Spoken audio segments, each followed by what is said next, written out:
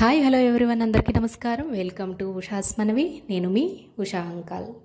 మనకు ఇప్పుడు ఆషాఢ మాసం అయిపోవస్తుంది. తర్వాత ఇక శ్రావణం, భాద్రపదం, ఆశ్వీజం, కార్తీకం, ఈ విధంగా అన్నీ కూడా పండుగలే రాబోతూ ఉన్నాయి కదా. ఈ పండుగల్లో మనం భగవంతునికి అనేక రకాల ప్రసాదాలు వండి పెడుతూ ఉంటాం కదా. వాటిలో భాగంగా ఈరోజైతే మనము వినాయకుడికి ఎంతో ఇష్టం, అలాగే అమ్మవారికి, ప్రతి ఒక్క దేవుడికి కూడా చాలా ఇష్టమైన అటుకులు పెసరపప్పు పాయసం ఏ విధంగా చేయాలనేది నేర్చుకుందాం పదండి.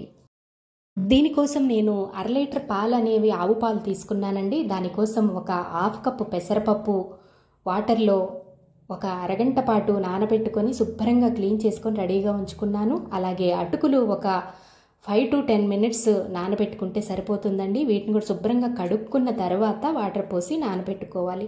తర్వాత అదేవిధంగా అదే కప్పుతో ఒక 1/2 కప్పు బెల్లం కూడా తీసుకున్నానండి. బెల్లం అనేది మీ స్వీట్ని బట్టి మీరు యాడ్ చేసుకోవచ్చు. మేమైతే లైట్గా తింటాం కాబట్టి నేను 1/2 కప్పే వేసుకుంటున్నాను. ఇప్పుడు ఈ 1/2 లీటర్ ఆవు పాలను చక్కగా సన్నని మంట పైన మరిగించుకోవాలి. ఈ పాలు మనకు మరిగేలోపు మనము పచ్చి కొబ్బరి ముక్కలు, జీడిపప్పు, కిస్మిస్ నేతిలో వేయించుకొని రెడీగా ఉంచుకుందాము. అలాగే ఇలాచీలను కూడా కొద్దిగా దంచుకొని సిద్ధంగా ఉంచుకుందాము. ఈ పాయసం చేయడానికి మనకు ఎక్కువ టైం అనేది పట్టదండి.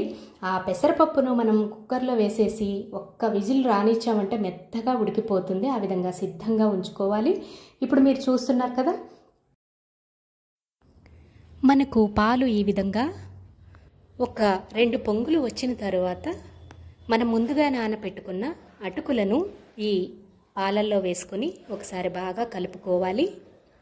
ఇవి ఒక్క 5 నిమిషాలు ఉడికిన తర్వాత మనం ముందుగా ఉడికించి ఉంచుకున్న పెసరపప్పు మిశ్రమాన్ని కూడా ఈ పాలల్లో యాడ్ చేసి కలుపుకోవాలి.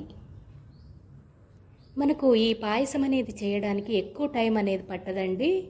ఎందుకంటే పెసరపప్పు మనం ఆల్రెడీ ఉడికించేసి ఉంచుకున్నాము. అలాగే అటుకులు ఉడకడానికి కూడా మనకు ఎక్కువ టైం అనేది పట్టదు. చూస్తున్నారు కదా, మనకు ఇవి బాగానే ఉడికిపోయాయి. ఇప్పుడు దీంట్లో యాలకుల పౌడర్ వేసుకోవాలి.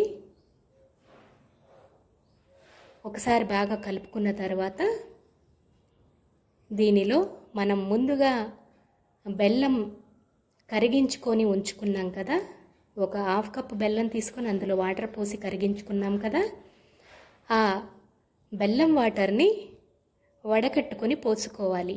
ఎందుకంటే బెల్లంలో ఏవైనా డస్ట్ పార్టికల్స్ ఉండొచ్చు కదా, అందువల్ల వడకట్టుకుంటే బాగుంటుంది.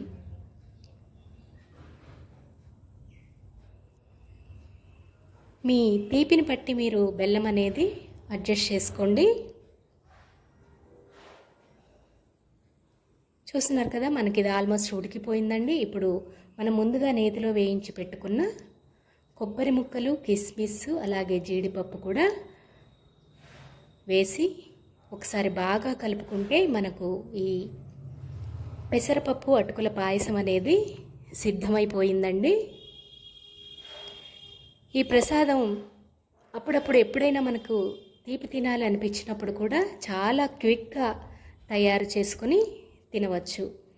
ఎవరైనా బంధువులు వచ్చినప్పుడు కూడా చాలా త్వరగా చేసి పెట్టడానికి అనువుగా ఉండే ప్రసాదం అండి ఇదైతే. చూసారు కదా, మనకు పెసరపప్పు అటుకుల పాయసం రెడీ అయిపోయింది. మరి మీరు కూడా ఒకసారి తప్పకుండా ట్రై చేసి టేస్ట్ చేయండి. చాలా రుచిగా ఉంటుందండి, ఎక్కువ టైం కూడా పట్టదు.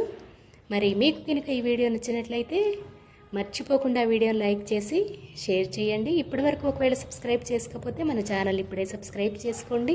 వీడియోని మాత్రం షేర్ చేయండి.